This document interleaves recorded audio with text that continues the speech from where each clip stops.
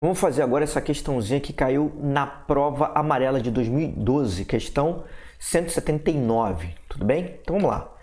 Como já é de praxe, 847 pontos em matemática, então a gente precisa ir direto para o comando da questão. Então vamos lá, última frase, vamos ver aqui, ó. Considerando as características apresentadas, qual dos gráficos a seguir representa a relação entre energia consumida por um chuveiro elétrico e a corrente elétrica que circula por ele? E eu vejo as alternativas aqui e vejo que só tem gráficos. Que beleza, que beleza. Então ele quer a relação, o gráfico, né, que representa a relação entre a energia consumida que está está um pequenininho aqui, mas está em um dos eixos aqui, ó, tá no E aqui, né?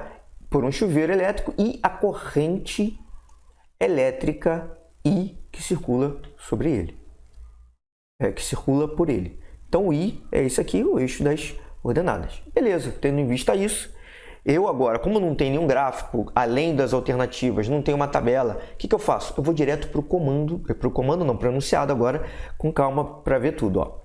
Existem no mercado chuveiros elétricos de diferentes potências, que representam consumos e custos diversos. A potência P de um chuveiro elétrico é dado pelo produto, ó, a potência P de um chuveiro elétrico é dado pelo produto entre sua resistência elétrica e o quadrado da corrente elétrica I.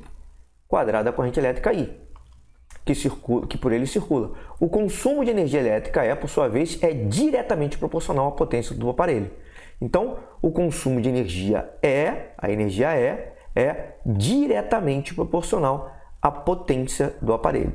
E aí ele me pede, né, a relação entre a energia e a corrente. Então vamos lá. Agora vamos para outra fase. Vamos para tradução, que eu vou traduzir tudo aquilo que está escrito em português para uma linguagem matemática. Essa linguagem matemática geralmente é uma equação ou uma inequação. Então vamos com calma aqui, ó. Ele está me dizendo primeiro que a potência elétrica do chuveiro, que é a potência P, olha só o que ele está me dizendo, que a potência P ela é igual ao produto entre a resistência R e o quadrado da corrente elétrica. Então é R vezes I ao quadrado. O quadrado da corrente elétrica é isso, I ao quadrado, tá? Que por ele circula. O consumo de energia por sua vez, né? A energia é diretamente proporcional à potência do aparelho. Então, quando eu falo que é diretamente proporcional, o que eu posso escrever? Eu posso dizer que tem uma constante K qualquer, multiplicando esse P.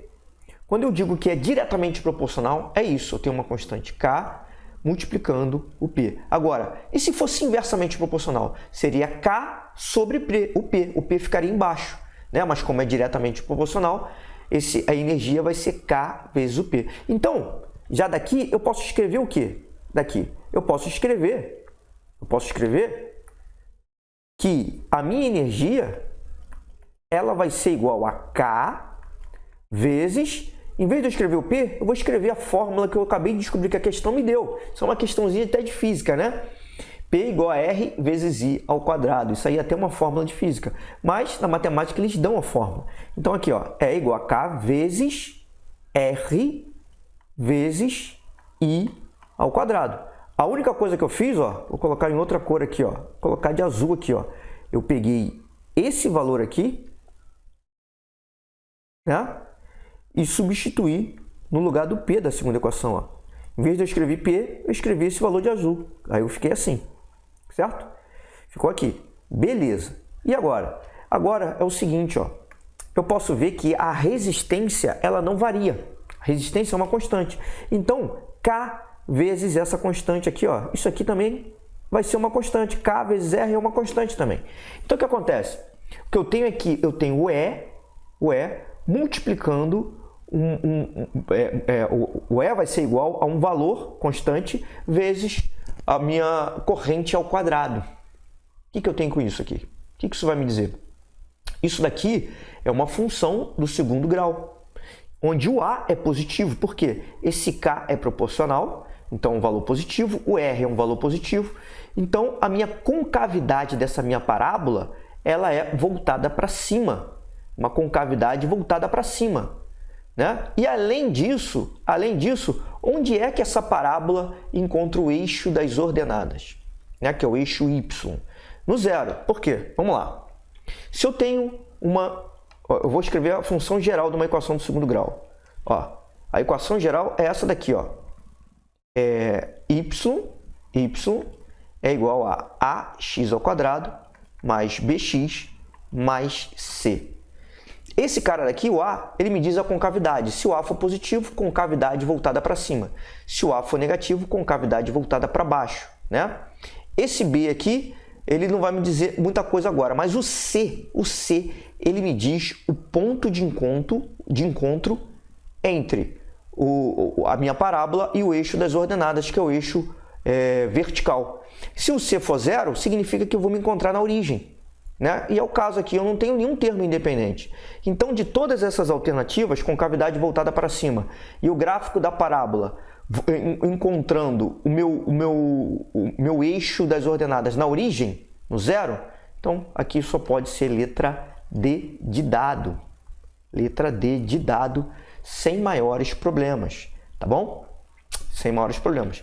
Eu já gravei um vídeo falando sobre parábola, onde eu falei todos esses detalhes aqui, teoricamente, tá?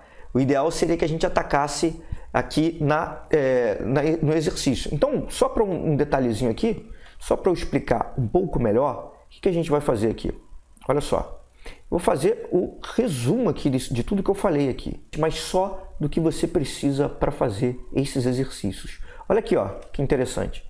Se eu tiver um gráfico assim, ó, eu tiver essa função aqui, ó, f de x, equação geral da parábola, uma equação geral de uma função do segundo grau, ó, ax ao quadrado mais bx mais c, tá? O que eu tenho aqui? Eu tenho o seguinte, se o meu a for maior que zero, se eu tiver a maior do que zero, o que eu vou ter é isso daqui, ó. Eu vou ter a minha parábola com concavidade para cima, tá? Com concavidade para cima. Se o A for menor do que zero,